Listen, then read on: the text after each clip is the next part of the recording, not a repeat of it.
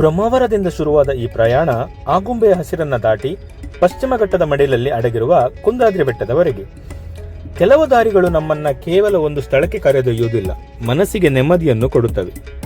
ಬೆಳಗಿನ ತಂಪಾದ ಗಾಳಿಯಲ್ಲಿ ಬ್ರಹ್ಮಾವರ ಬಿಟ್ಟು ಆಗುಂಬೆ ಕಡೆಗೆ ಸಾಗ್ತಾ ಇದ್ದಾಗ ದಾರಿಯ ಎರಡೂ ಬದಿಯಲ್ಲಿ ಸಾಲಾಗಿ ನಿಂತ ಮರಗಿಡಗಳು, ದಟ್ಟ ಕಾಡುಗಳು, ಗಿಡಗಂಟಿಗಳು, ಅವುಗಳನ್ನೆಲ್ಲ ಪ್ರೀತಿಯಿಂದ ತಬ್ಬಿಕೊಂಡ ಬಳ್ಳಿಗಳು ಮಳೆ ತೇವದಲ್ಲಿ ಇನ್ನೂ ಹಸಿರಾಗಿ ಕಂಗೊಳಿಸುತ್ತಿದ್ದವು.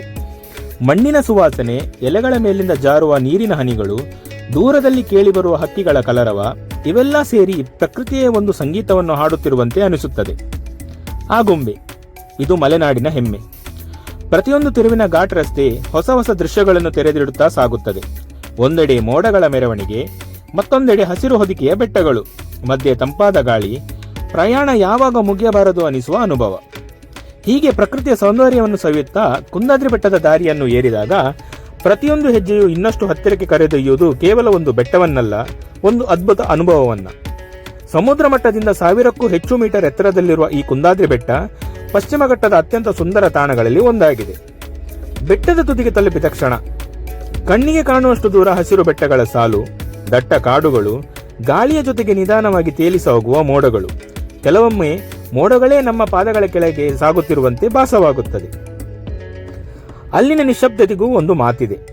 ಗಾಳಿಯ ಸದ್ದು, ಪಕ್ಷಿಗಳ ಕಲರವ, ಪ್ರಕೃತಿಯ ಉಸಿರು ಅಷ್ಟೇ. ಅಲ್ಲೇ ಶಾಂತವಾಗಿ ನಿಂತಿರುವ ಪುರಾತನ ಜೈನ ಬಸದಿ ಶತಮಾನಗಳ ಇತಿಹಾಸವನ್ನು ತನ್ನೊಳಗೆ ಹೊತ್ತು ಇಂದಿಗೂ ಕಾಲಕ್ಕೆ ಸಾಕ್ಷಿಯಾಗಿ ನಿಂತಿದೆ. ಭಕ್ತಿಯ ಜೊತೆಗೆ ಮನಸ್ಸಿಗೆ ಶಾಂತಿಯನ್ನು ನೀಡುವ ಅಪರೂಪದ ಸ್ಥಳ ಇದು. ಜೀವನದ ಗದ್ದಲದ ಮಧ್ಯೆ ಇಂತಹ ಜಾಗಗಳು ನಮಗೆ ಒಂದು ಪಾಠ ಕಲಿಸುತ್ತವೆ. ವೇಗವಾಗಿ ಓಡುವುದಕ್ಕಿಂತ ಕೆಲವೊಮ್ಮೆ ನಿಂತು ಬದುಕನ್ನು ನೋಡುವುದು ಮುಖ್ಯ ಅನ್ನುವುದು.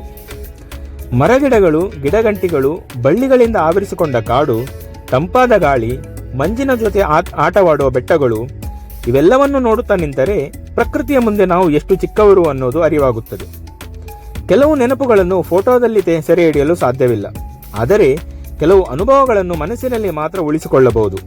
ಕುಂದಾದ್ರಿ ಅಂತಹ ಒಂದು ಅನುಭವ. ಪ್ರಕೃತಿಯನ್ನು ಪ್ರೀತಿಸುವ ಪ್ರತಿಯೊಬ್ಬರೂ ಜೀವನದಲ್ಲಿ ಒಮ್ಮೆಯಾದರೂ ಈ ಜಾಗಕ್ಕೆ ಬರಲೇಬೇಕು. ಇಲ್ಲಿ ಬಂದು ಒಂದಷ್ಟು ಹೊತ್ತು ಮೌನವಾಗಿ ನಿಂತರೆ ಸಾಕು, ಮನಸ್ಸಿನಲ್ಲಿದ್ದ ಭಾರವೇ ಹಗುರವಾಗಿ ಬಿಡುತ್ತದೆ.